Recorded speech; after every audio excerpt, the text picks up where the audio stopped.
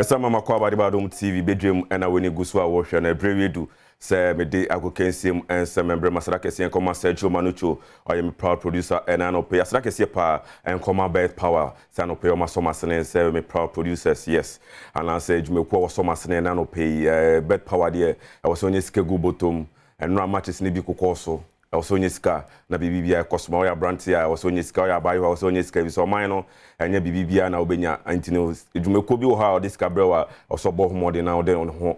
bono na bibia Cosmo mo na edwumeko ma so masene se na me fa go kensem ensem tempa so e be cha se fi obi man so ne abepiem e wo man kan na mu ne nhwema ye nhwensem ayekoso na oda ne weni edi train ra matches ni bi tutodwa eye under 20 women's world cup e todwa e obi man so Colombia na enra na enye fedi agro o man kan na agina kono na mo Austria for boy kamie no aye timu ba ko enra ye ba no bobo mo stay chances ne dodo na wasanka etimi show monanso no hard luck and boy into Austria e boy kamie no aye timu ba ko sa so na ye group ni mo ano Japan e New Zealand e bone kanso an wantimi esi mo braka ye next match ye New Zealand and e be pem so ntie enye fedi agro kra na Japan for share New Zealand e kanso an wantimi esi mo da braka ye be hwe de be kosi na group F no so match no e North Korea e bo Argentina en kan siam Argentina timu mienu na enye fedi agro Costa Rica so tran ho e Mandela dance e bone kamie no ono so entimi esi mo da braka Adom and a copy on a fantastic strike from Ghana Abayowa Stella Nyamichen and so Uncle Sishi na yeshe Nyami Adoma Thursday yani a second leg you know and as a second game never so yani Japan match ni mubaya din 10 p.m. Ghana time 5 p.m. Colombia time intino na Washington so amaye and if Manchester no Mexico any Australia and the pem so and also mubaya din papa South France and Brazil one fantastic match and France and Brazil and 20 match in Mbedi na akuje ni ba na wie yellow and head coach Edema the Black Princesses of Ghana Yusuf Bazigi and afin so afi Ameyaku and so Edwin Musem etuja after the game yenda in the fan choma Ghana ni nhwe some so Ghana will be PM the Black Stars of Ghana and now watch preparation say across Sports Stadium yani Angola nyame adoma Thursday 4 p.m. wa Papaya Sports Stadium na 10 players and ebetuja and so Monday awunsisi na PM so omni coach Otto Ado and technical team ni na players ebe PM no captain captain fantastic yes Thomas Tepati ebe PM Samson na Tariq Jibri Tariq Lamte also by Joe Walcott ebe PM Ibrahim Osman and so by Jonas Ajete Samson Antoine Samenyo and so ebe PM Ebenezer Anan Samson Abdul Fattah Ishahaku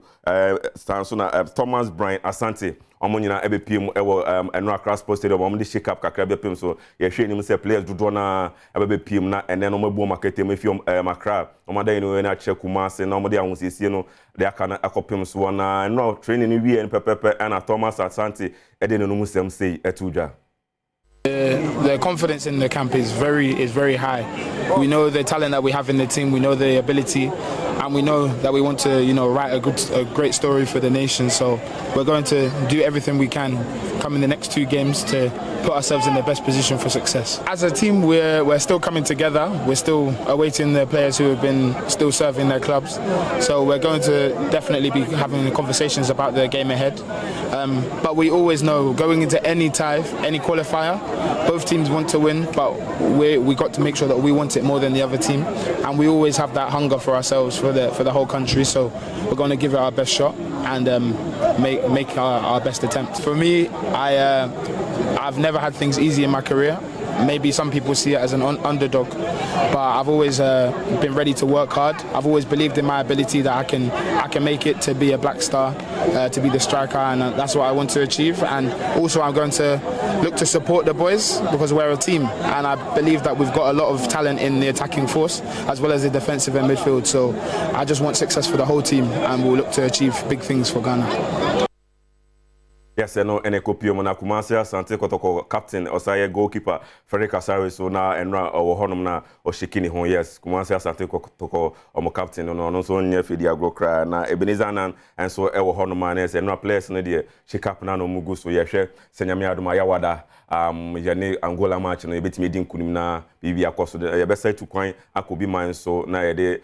Niger eso de akopems na sa match na emba so Niger ebeko Morocco ne de akopems no ntino eno no ene de PM was na Thomas Brian Asante we pepe head coach Edema the Black Stars of Ghana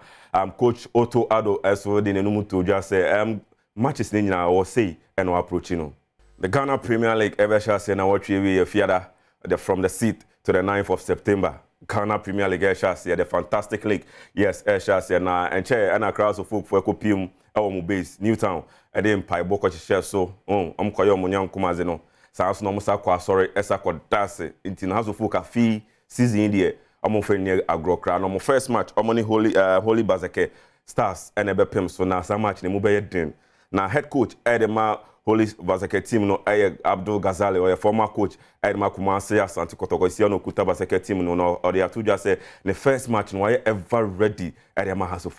yes and kopium Basket Holy Stars head coach Abdul Ghazali and Amoti and defending champions FC Samatex 1996 omo enomoji league na esi won share so season etwem no afi ya hwe so metimi a defender omo so ebe share Dreams FC yes Dreams FC so enye fedi agro the season ombo homodi anse ankafi so metimi akọ Champions League and say CAF Confederation Cup team some first match omoni FC Samatex and the pem so na head coach the man Samatex Nuruddin Abdul and say Amadou Nuruddin Amadou dia to just say season omuso mo Champions League dia na so no season enya dia ombe gogo mo cry if some person akọ Champions League no na say defend the title no. It's going to be tough. I cannot promise anything, but I have to anticipate that we are now a force to reckon with, and so any match will be a grand finale for us. So we have to prepare ourselves very well because it's not going to be easy. Yes, I know, and in some copy more na sadakesi and come bet power. Jumeko almost so much no pay na upe so disc gu bottom na ya brand and asaba you are niska gu bottom my bet power me directors and no pay am I okay because enra omu diska. And then some mediska baby girls say wofi ha nyina me camera men ladies say wo ha de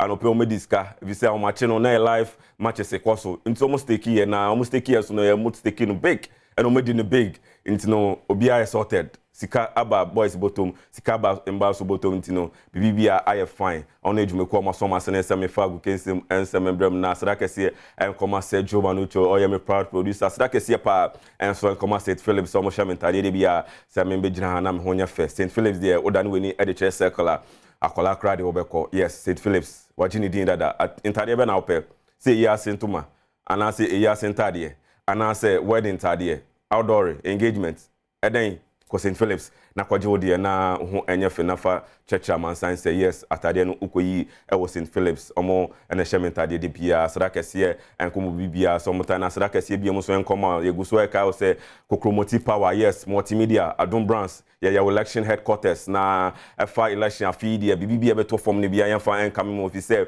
ya pa 100 days no to my yeguso e countdown na ene countdown iguso koso na political parties ni na ready multimedia so ya ready